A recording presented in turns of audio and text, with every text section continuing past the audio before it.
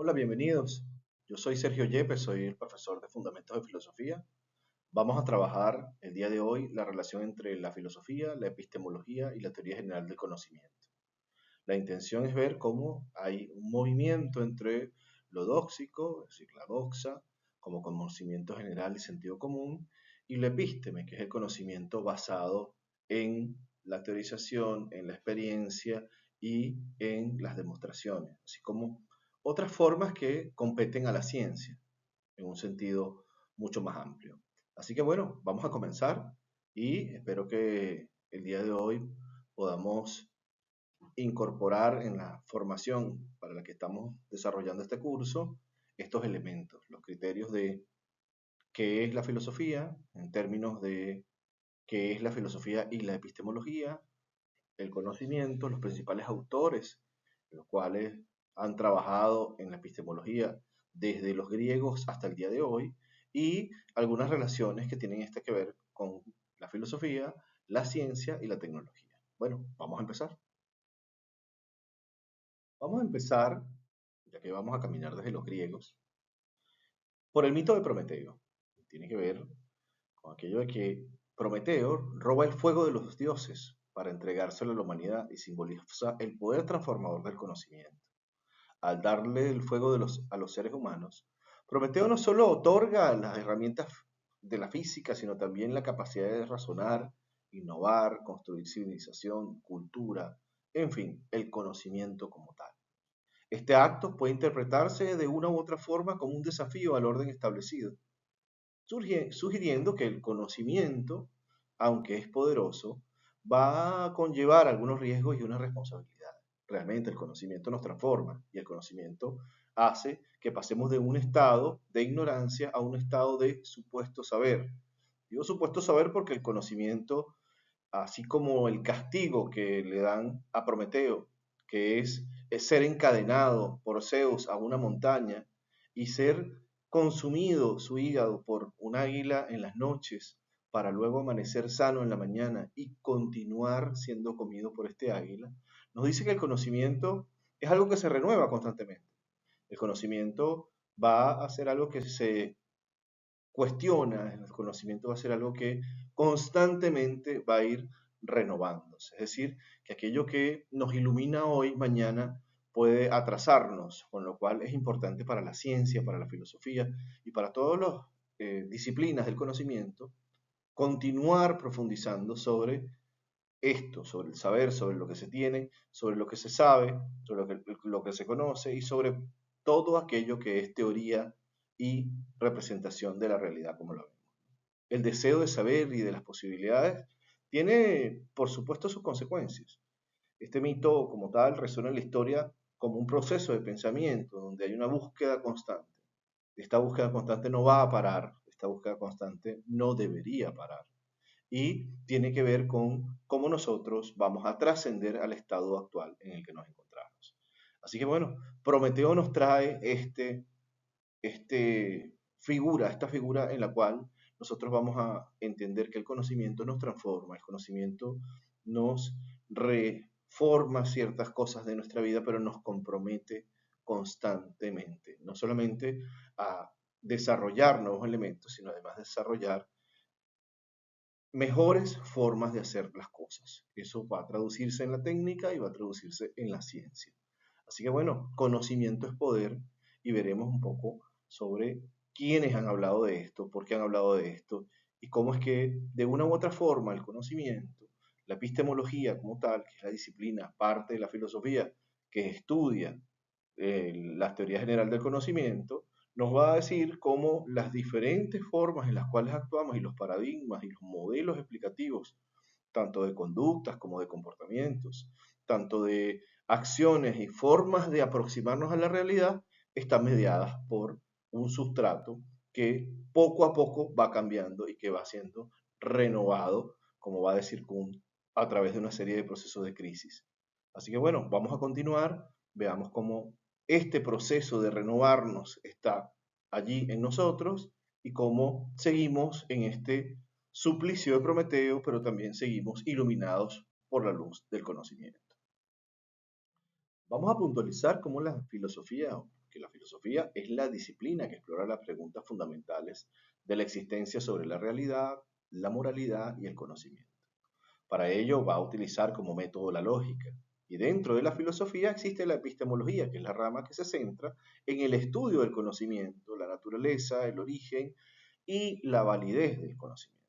La epistemología se pregunta cómo sabemos lo que sabemos, qué justifica nuestras creencias y cómo se distinguen las creencias verdaderas de las falsas, es decir, aquello que es lo dóxico y aquello que es lo que es epistémico. En este sentido, la epistemología nos va a proporcionar el marco conceptual para entender cómo se genera y valida el conocimiento, que es lo esencial para cualquier proceso en el que estemos inmiscuidos dentro de las distintas disciplinas en las que podemos estar. ¿Por qué? Porque el marco teórico, el marco epistemológico del marco teórico en el que nosotros estamos es lo que nos genera una capacidad de ver realmente la realidad que tenemos enfrente desde ese proceso y desde ese paradigma. Siempre que nosotros abordamos desde cualquiera de nuestras disciplinas un fenómeno, lo hacemos desde un marco paradigmático y que a su vez estuvo validado por un proceso epistémico. Así, la ciencia y la tecnología son elementos que derivan uno del otro de la función específica de esto, de lo que hacemos con la epistemología. Buscar descubrir las verdades del mundo va a ser elementos que se acompañan con métodos empíricos, razonamiento lógico y sus derivaciones.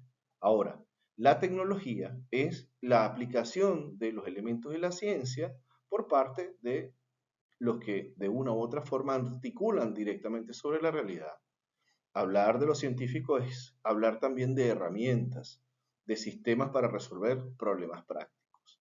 Cuando se aplica esto, la tecnología transforma la manera en que nosotros hacemos las cosas y la tecnología de una u otra forma va permitiendo nuevas maneras de intervención sobre el mundo. Ahora, la tecnología está basada en la ciencia, en lo que vamos descubriendo poco a poco. Así que las ciencias puras, las ciencias más pequeñas, las exploraciones más diminutas, terminan teniendo una representación en la tecnología que estamos aplicando en los diferentes momentos de nuestra existencia como humanidad.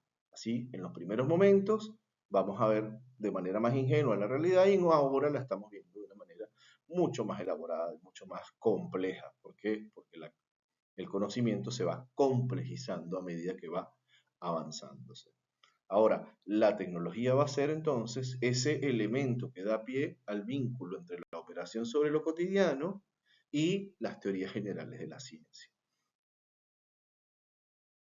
Pero ya hemos visto que hay en la epistemología, como la filosofía como una disciplina tiene a la epistemología como una rama en la cual abordamos sobre la teoría general del conocimiento, pues ahora vamos a ver quiénes fueron las personas que hablaron de esto desde el mundo occidental. Eso sí, no olvidemos que tenemos un sesgo hacia ese lado, por así decirlo, del mundo, desde el paradigma occidental, desde esa visión social occidentalizada, cuáles han sido los principales autores que han contribuido a la teoría general de la epistemología y a las formas en las que nosotros generamos conocimiento. Platón y Aristóteles. Platón es fundamental en la epistemología por su teoría de las ideas y de las formas, donde distingue entre el conocimiento verdadero o episteme y la opinión o doxa. Según Platón, el conocimiento verdadero se refiere a las ideas que son eternas e inmutables, mientras que las opiniones están basadas en el mundo sensible y cambiante, es decir, aquellas cosas que nosotros experimentamos de lo cotidiano.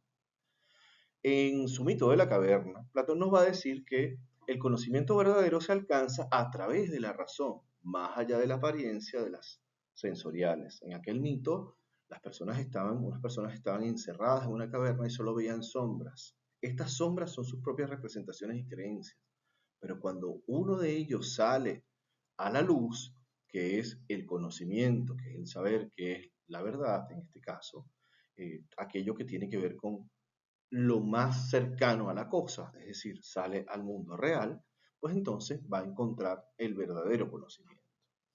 Ahora, Aristóteles nos va a decir, bueno, que hay un rechazo realmente, que no solamente existe una forma platónica, es decir que hay un asunto de las ideas, y un asunto, un espacio de las ideas y un espacio de la, de la experiencia sensible, y que la experiencia sensible no es más que una imitación de este mundo de las ideas y de lo que está allí, sino que realmente, para Platón, hay una epistemología basada en la experiencia y en la observación empírica. Es decir, aquí no estamos dentro de ninguna caverna, aquí estamos afuera, en el mundo, estamos viendo el mundo como es y también estamos interactuando con ese mundo.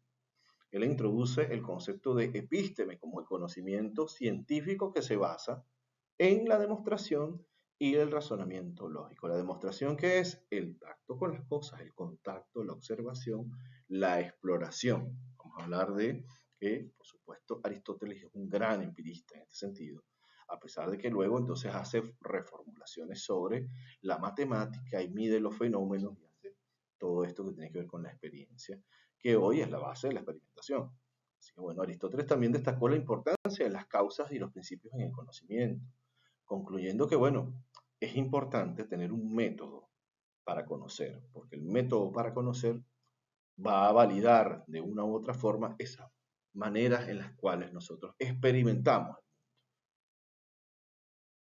Mucho más adelante, René Descartes va a hablarnos sobre el conocimiento desde lo racional. Estamos hablando del racionalismo, llamado el padre del racionalismo, y su método en sí es la duda sistemática. Él va a hablar en su obra Meditaciones Metafísicas cómo el conocimiento siempre está allí, es un proceso que no es un proceso cierto e indubitable. Descartes dice que el conocimiento va a tener que ser demostrado, va a tener que pensarse, va a estar allí. Así que va a hablar del cogito ergo sum, pienso, luego existo, como una primera certeza y hay base de todas las cosas. Este conocimiento está allí. Su enfoque realmente está basado en la primacía de la razón, es decir, yo voy a conocer, voy a construir, voy a derivar desde el razonamiento las cosas. Ahora, la experiencia es precisamente la base de la adquisición del conocimiento. Eso va a ser fundamental para Descartes. ¿Sí? Más allá de él, va entonces a plantearnos luego Locke, nos va a decir John Locke, nos va a decir, bueno, hay varios elementos a considerar desde el empirismo. Él, como uno de los padres del empirismo, nos va a decir, bueno, en su ensayo sobre el entendimiento de lo humano, va a argumentar que la mente realmente es una tabula rasa, es un elemento plano, que viene como una hoja en blanco. Y al nacer, todo conocimiento proviene fundamentalmente de la experiencia sensorial y de su organización dentro de nuestra mente. Para Luke, las ideas son simples, se combinan para formar ideas complejas. Hay como una suerte de mecánica en la cual una idea es la sumatoria, una idea compleja es la sumatoria de ideas muy pequeñas. Y el conocimiento se basa en la percepción, la reflexión y la experiencia. Fundamentalmente, estos autores nos van a decir, bueno, está la razón, está el cuestionamiento de la razón, está la experiencia y está el elemento empírico. Bien, ambos van a tener, por supuesto, sus posturas de un lado y del otro. Vamos a hablar de un Descartes muy racional y un Locke que es experiencial, empírico fundamentalmente. Esto va a ser fundamental para el desarrollo de muchas ciencias, sobre todo de gran cantidad de las ciencias sociales.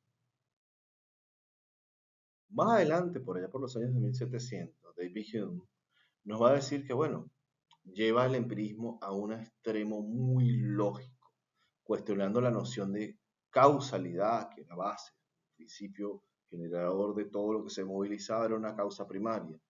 Y va a hablar que está en esta noción la idea de que podemos conocer el mundo externo con certeza desde lo que podemos ver. Y su investigación sobre el entendimiento humano nos va a decir que las creencias sobre la causalidad y la inducción son el resultado de costumbres y hábitos mentales, no de una conexión racional. Es decir, va a decir que hay algo que nos filtra, que nos impide el acceso directo a la conexión racional, que une a todos los eventos. Existe una conexión racional y muy lógica entre los eventos. Es decir, una conexión muy lineal entre las cosas. Esto lleva a Jung a una forma de escepticismo sobre la posibilidad de conocer el mundo. Es decir, no tenemos las herramientas porque nuestras estructuras, nuestras creencias, nuestras formas de mirar la realidad no nos van a permitir aproximarnos realmente al mundo y conocer el mundo como es, con la certeza que es. Entonces él va a plantear, bueno, sí, podemos experimentar, podemos aproximarnos al fenómeno, podemos estar allí, pero nunca vamos a llegar realmente al verdadero conocimiento que sería la razón pura, el espécimen, lo que está allí, lo esencial en cada una de las cosas. Por otro lado, Kant, en 1700, 800, nos va a decir, bueno, él va a reconciliar y va a hacer una postura de reconciliación, de unión, de encuentro entre el racionalismo y el empirismo. Nos va a hablar en su libro La crítica de la razón pura, esto de, bueno, la razón está, pero debe ser asistida por lo empírico. Y nos va a decir, bueno, propuso que el conocimiento es el resultado de las interacciones de ambas cosas.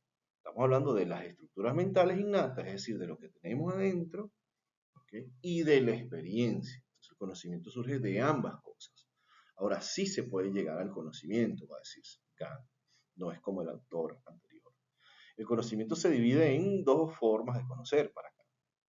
El conocimiento a priori, que tiene que ver con lo que no está asociado con la experiencia, ¿ok? Y el conocimiento a posteriori, que depende de la experiencia. En este sentido, va a introducir los términos como fenómeno y noumeno, donde el fenómeno va a tener que ver con lo que percibimos de la realidad. Y el noumeno es la realidad en sí mismo, inaccesible a todos nosotros. Ya para el siglo XX, Karl Popper nos va a decir que, bueno, la filosofía, bueno, o filosofía de la ciencia, está basada fundamentalmente en un concepto que él va a plantear llamado la falsación. Es decir, bueno, hay un conocimiento científico, hay un agregado de esto y hay una lógica en la investigación científica, pero que esa lógica tiene que estar basada en aquello de que las teorías científicas no pueden ser realmente verificadas y todas son falsadas, es decir, todas solo pueden ser falseadas. Yo puedo negar la teoría, yo puedo falsar la teoría. El conocimiento científico entonces va a avanzar mediante la refutación de una hipótesis, es un asunto muy dialéctico en el cual está la confirmación definitiva de la teoría, si nosotros podemos falsear lo que está alrededor de ella y hacerla, por así decirlo, un espacio más puro. Es decir, negar la teoría y que esto pueda ocurrir o no va a derivar entonces en el verdadero conocimiento. Por otro lado, Kuhn, complementando y aportando más, nos va a decir cómo avanza la ciencia, cómo avanza el conocimiento, y nos va a decir en su libro La estructura de las revoluciones científicas, cómo realmente lo que hay es un proceso de sustitución de paradigmas científicos. La ciencia entonces va a decir no progresa linealmente, sino que lo hace a través de revoluciones científicas. Kuhn va a decir que los paradigmas dominantes son sometidos a juicios en el momento en que pierden la capacidad de explicar, y a partir de eso entonces se desata un elemento de contradicción que de una forma, tanto en el rubro de lo histórico, en el campo de lo histórico, lo social y lo cultural, van a dar cuenta de un cambio, de una transformación. Y va a dar un cambio, una transformación de la lógica de la observación empírica. Es decir, los sujetos también son históricos, sociales y culturales, con lo cual la teoría tiene que avanzar conforme también hay modificaciones. Entonces, las teorías dejan de responder en algún momento, y al dejar de responder los problemas cotidianos pasan entonces a ser eh, teorías que quedan en la obsolescencia.